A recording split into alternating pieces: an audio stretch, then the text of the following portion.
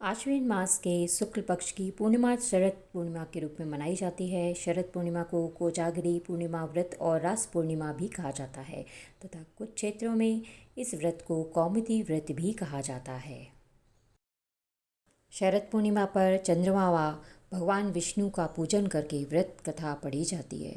धर्म ग्रंथों के अनुसार इसी दिन चंद्र अपनी 16 कलाओं से परिपूर्ण होते हैं।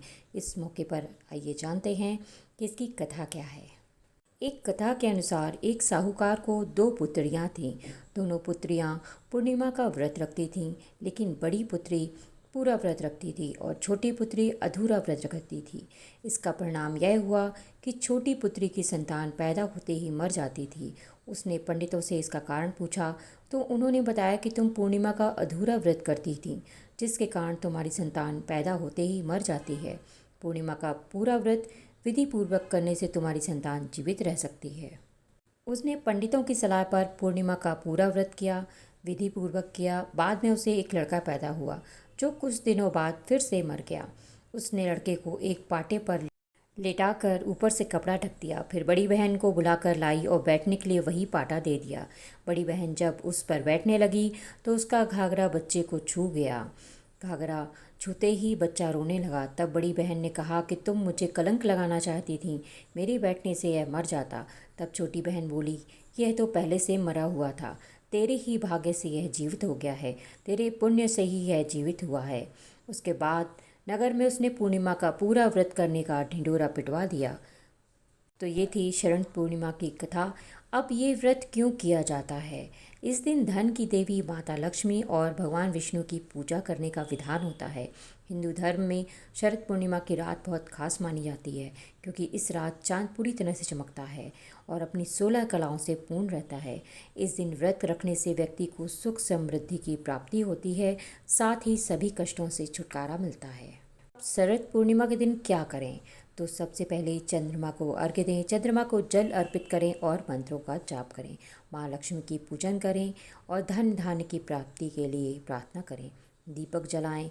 घर में आपको दीपक जलाना है, जिससे घर में सकारात्मक ऊर्जा का संचार होता है। इस दिन दान अवश्य करें। अब पूर्णिमा के दिन क्या ना करें? अपने मन में नकारात्मक विचार बिल्कुल भी ना लगाएं।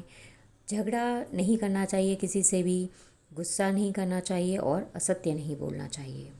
नहीं तो यदि आपने व्रत किया है तो आपको व्रत का पूर्ण फल नहीं मिलेगा। इस दिन किसी भी प्रकार का तामसिक भोजन ना करें।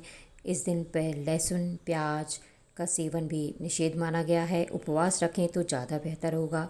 शरीर के शुद्ध और खाली रहने से आप ज़्यादा बेहतर तरीके से अमृत की प्राप्ति कर पाएंगे।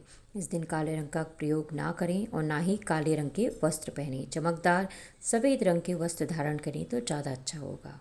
अब है शरद पूर्णिमा पर चांद की रोशनी में खीर रखी जाती है। तो क्यों हम खीर बनाते हैं? शरद पूर्णिमा की रात जो होती है, चांदनी में खीर रखने की परंपरा मानी जाती है। माना गया है कि चांद की किरणों से खीर में अमृत का रस घुल जाता है। खीर को कांच, मिट्टी या चांदी के पात्र में ही रखें, अन्य धातुओं का प्रयोग ना ही करें। शरद पूर्णिमा के दिन घर में किसी प्रकार का झगड़ा और आपसी कलह नहीं करना चाहिए, नहीं तो घर में दरिद्रता का वास हो जाता है। इस बार शरद पूर्णिमा के दिन रवि योग का निर्माण हो रहा है। यह योग 6:23 सुबह से 7:18 शाम तक रहेगा। इसे ज्योतिष में बेहद शुभ माना जाता है।